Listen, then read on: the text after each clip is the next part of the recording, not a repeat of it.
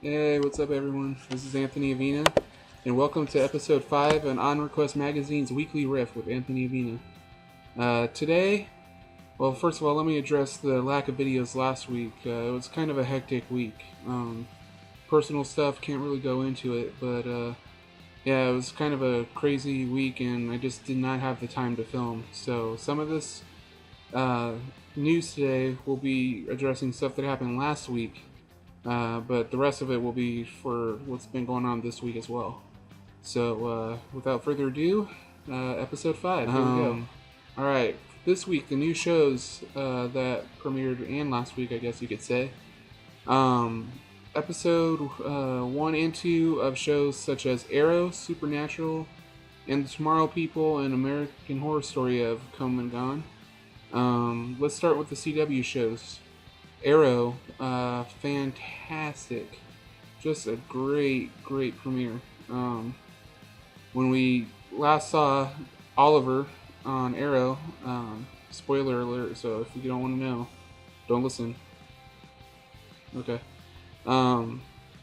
Oliver had to watch as his best friend Tommy was killed during an earthquake that destroyed the Glades in Starling City. He managed to kill Tommy's father, the bad guy, the Dark Archer, Michael Merlin, but he was too late to stop the machine that caused the earthquake. And now his mother is in jail facing charges of conspiracy and murder for her part in the attack. And as penance for not being able to save Tommy and everyone else, he went back to the island. But his confidants, Diggle and Felicity, went to the island and brought him back. And now Oliver is looking to change his tactics. He no longer wants to be a killer or vigilante. He's actually looking to be the hero that his friend died knowing he could be. So now he's on the path of becoming Green Arrow, or just Arrow for the show. Meanwhile, his ex-girlfriend and on and off again love interest, Laurel, is now working for the DA's office and is looking to hunt the Archer down, which it turns out is Oliver. So there's a lot of drama, a lot of action in the first episode, and in the weeks to come, we're going to see a lot of DC bad guys and good guys make their appearance on the show. And one can only hope that this whole show is going to tie into the cinematic universe somehow, such as the Man of Steel series and whatever the Justice League film is going to involve. So let's hope for that. Supernatural premiered to very strong ratings for the 9th season. A great new story. All the angels in heaven have been booted out of heaven by Metatron, and now they're all on Earth, and Dean and Sam have to worry with that, trying to keep all the angels contained and get the bad ones off the streets and help the good ones survive, I guess. And meanwhile, one of the oldest demons around, Abaddon, is running around Earth.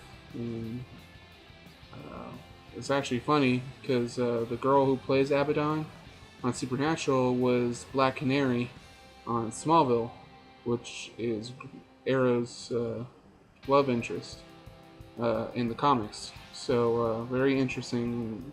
She's not a nice woman in this on Supernatural, but she plays it well. She's a good bad guy, and so the brothers got that going on. And there's other stuff. I don't want to spoil anything for you. Just go watch the premiere on the CW. Also, a new show, Tomorrow People, premiered. Stephen Amell's brother, I believe it is, Robbie Amell, is the star of that show. And also Mark Pellegrino, one of my favorite actors. He played the devil in Supernatural. He's the main bad guy in that show as well. A lot of government conspiracy mixed with supernatural or superhuman abilities. Makes it a great show. Kind of fills that void that Heroes left all those years ago. So it's a really good show, and I hope it does well because the pilot was very well done, well written. Um, One of my favorite shows of all time, with Dexter and Breaking Bad gone. Um, Finding good shows is hard, but thankfully, one of the best shows on television is still around, and that's The Walking Dead. The Walking Dead premiered this week, and it was gruesome, heartbreaking, and just true Walking Dead style. I mean, I'm not going to spoil it. You have to watch it to fully get what I'm talking about. Just take my word for it. It's filled with a lot of Sheriff Rick Grimes, which I know all the ladies probably love. A lot of emotional drama with Glenn and Maggie, the favorite couple on the show. The prison is now a haven. For how long, who knows? But a lot of new characters being introduced, a lot of changes to existing characters, and just a great premiere. Truly has upped the ante, and I think this season is going to focus heavily on the character development rather than the story like last season, which I love both. I'm looking forward to seeing the governor come back, but I'm not sure when in the season that'll happen. But yeah, go check it out on AMC, The Walking Dead. FX now premiered American Horror Story, this third season. This season is called Coven, and for anyone who knows anything about lore, Coven is going to be the main title for the witches. This focuses on a young girl who discovers that she comes from a long line of witches and has inherited some abilities, some deadly abilities, and so she's sent to boarding school for witches. She meets a lot of different girls with different abilities, some good, some bad. Jessica Lange, of course, phenomenal on the show, as always. Very dark, twisted character. Also, Kathy Bates, I'm so psyched that she's on here. She's one of the queens of the horror genre, and she's already, just in one episode, has really become a twisted character. And I'm excited to see how her character develops with the different changes. So yeah, go check that out on FX. And finally, Once Upon a Time in Wonderland premiered on ABC this week. That's going to be in the Thursday slot, the 8 to 9 slot, going up against the Vampire Diaries. But it's got a great, strong story. Very interesting take on it, because Alice isn't just this little girl that's lost. She's pretty badass. And she knows how to handle herself. She has a great love story going on. And they've mingled some of the characters from the Arabian Nights story, the Aladdin story. You got Jafar as one of the main bad guys working with the Red Queen. And Naveen Andrews is playing Jafar, and he's just such a great character and a great actor. He brings a really unique darkness and psychosis to the role, so very excited to see him. So go check that out on Thursdays, 8 to 9 on ABC. And that's it for the new shows. Now, I haven't seen this week's episode of Agents of S.H.I.E.L.D., but I know last week introduced a really big character to the Avengers universe, Gravitron. He's also known as Dr. Franklin Hall.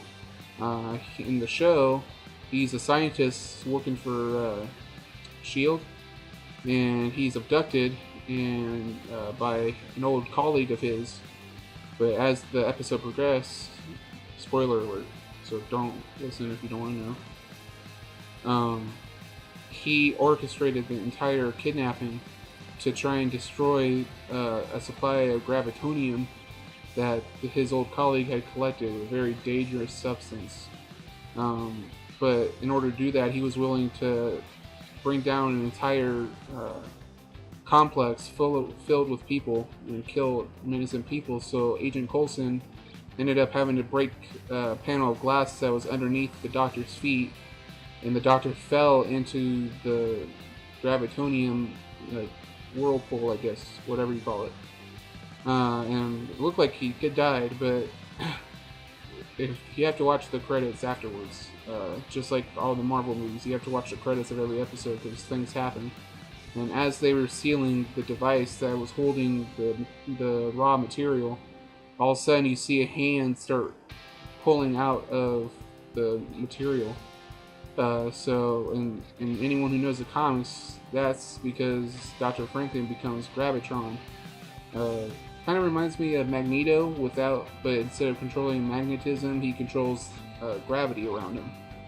Very bad guy. So it'll be interesting to see how he plays into the show, and whether or not heroes are going to have to come into the factory to stop him. So look for that as the series progresses. This week we're going to focus on this week's new releases in theaters. First and foremost, I'm super stoked. I'm stoked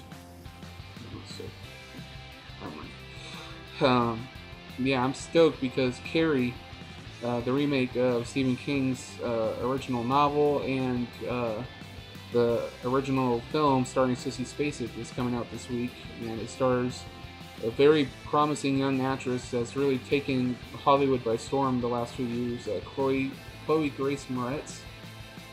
She's great actress, and she already, just by the trailer alone, looks like she's bringing a depth and darkness to the role that really captures the essence of the original novel while remaining, modern and up to date. Also in the film is Julianne Moore, who's playing Carrie's mother, the very evil lady, very nasty, kind of insane. But yeah, the whole film just looks fantastic and spine-chilling, and just something you got to see, especially for Halloween. So everyone check that out in theaters. Also, Benedict Cumberbatch's film The Fifth Estate is coming out, and that's a whatever. It's a true story about the WikiLeaks creator, Julian Assange, and the whole deal that went with him escaping the country and getting national secrets out and everything. It was a whole deal. And of course, Benedict Cumberbatch is a great actor, phenomenal, and I think he's going to capture the role well. And finally, Escape Plan with Sylvester Stallone and Arnold Schwarzenegger and Jim Caviezel is coming out this week. Classic Sylvester Stallone. A lot of action, a lot of drama. Pretty much everything you expect from Sylvester Stallone, which is great. I'm a big fan of his action films. So everyone, those are the 3 movies coming out this weekend, and go check them out. I'm going to put some annotations up here right now because the new Paranormal Activity film has gotten a trailer and is set to release this January coming up. It's called Paranormal Activity: The Marked Ones, and I'm super stoked about it because it's actually going to showcase a different side of the story, and that is a Latino side. It still involves Katie and Christy and everything that went on with all of them. But this time, everything that's happening is happening to a Hispanic family in Oxnard, California. Very run-down area, known for its seediness in the film. Just want to clarify that in the film. But when an elderly woman dies underneath this guy's apartment, they check it out after the police have gone, and they find a box filled with all the tapes of Katie and Christy that went missing in the third film. And so they get in contact with Christy's stepdaughter and find out everything that's going on, and it turns out the guy starts getting possessed as well. So very classic Paranormal Activity with a new twist. I know a lot of people put the series down ever since the first one, but I love it. Each one just gets scarier to me. And I think it's because I believe in the paranormal, and seeing something happen without actually seeing what's doing it freaks me out. So definitely that's the film I'm definitely going to go see opening night. So go check that out. Check out the trailer. I'll put another annotation again right here. And yeah, go check it out. It's going to be fantastic. Final movie news is the controversy around Charlie Hunnam who plays Jax Teller on SOA, dropping out of 50 Shades of Grey. He was going to be the lead role in that, but as everyone probably knows by now, he dropped out. Him and the company, the movie studio, have listed his TV schedule as the reasoning behind it. But I was just reading recently that they just started filming the finale for season 6 of SOA, so his schedule should be clear. I'm not really into 50 Shades of Grey. I wasn't going to go see it, but it saddens me to see a young actor have to drop out of a role because I think it had to do with the upheaval of the fans thinking they knew better on who to cast. He's obviously a good-looking dude. He's a great actor, and it's really sad that people are like sending him death threats. They had to get him a bodyguard. They're putting all this pressure on him, and they haven't even seen a trailer, let alone the film. And I think it's really stupid that people are putting him down. I mean, he's a phenomenal actor, and especially when the people they are trying to get to be the role, like Matt Bomer, he's a good-looking guy, but he's already said he doesn't want to do the film. So, I mean, everyone always puts down casting until they see it. And then they see it, and they can't imagine anyone else in it. So it's just sad to see an actor have to drop a role like that because of the critics or the fans putting it down. So that's my 2 cents on it. Not much going on music-wise this week. I did get to go to the Whiskey and this week in LA, which was a lot of fun. You can see my vlog on that on my personal channel. I'll put an annotation right here. Sorry, I thought I felt a little earthquake there, but guess not. But yeah, not much musically going on. We went and saw Eve to Adam, and I put on my personal channel a vlog and a video of Eve to Adam performing. That was phenomenal. And we also went and got to see The Used yesterday in Pomona for Rob Zombie's American Nightmare, which was amazing. And the maze, we got to go through the mazes before anyone else last night, and we got to see it all with no one else behind us, and it was phenomenal, very twisted, very scary, made me jump a couple of times. But yeah, the only thing going on this week is Miley Cyrus's album coming out, and no offense, but I'm not a fan of that album or her. So instead, I'd like to promote a fellow YouTuber, Taryn Southern, released her Walking Dead song this week called Dead or Alive. If anyone knows Taryn Southern, she's known for her comedy. For the most part, she's released covers of songs, but for the most part, her original songs are very comedic. But it was very nice to see her give out a single that was very serious and depth-filled. The song was very emotional. It's about, love and, having to lose love, spending one last day with the person you love, and all mixed in with the Walking Dead, zombie genre and scenario. So everyone, I'll put an annotation on the page. Go check that out. Finally, comic book news. Marvel is going to be releasing 4 new titles for their new comic book lineup. Punisher is going to be going to the West Coast, and he's going to be hunting down the head of the Snake as far as the crime families go. He's going to be hunting down whoever runs all crime. Elektra, simply put, is going to become the Dexter of assassins. I guess she's going to be hunting down fellow assassins. Captain Marvel is going to be going into space for an adventure.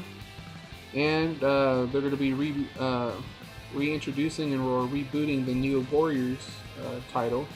They're going to be relaunching with heroes Justice, Speedball, Sun Girl, Scarlet Spider, and Nova. Interesting compilation of heroes. Look for those titles in the near future. Question of the day. That's it, everyone. I mean, that's episode 5. Hope you guys enjoyed it. Question of the day: which YouTuber celebrity would you like to see come out with a new single and why? Me personally, I love Taryn Southern and I love Shane Dawson, so I'd love to see them do some sort of duet or compilation thing.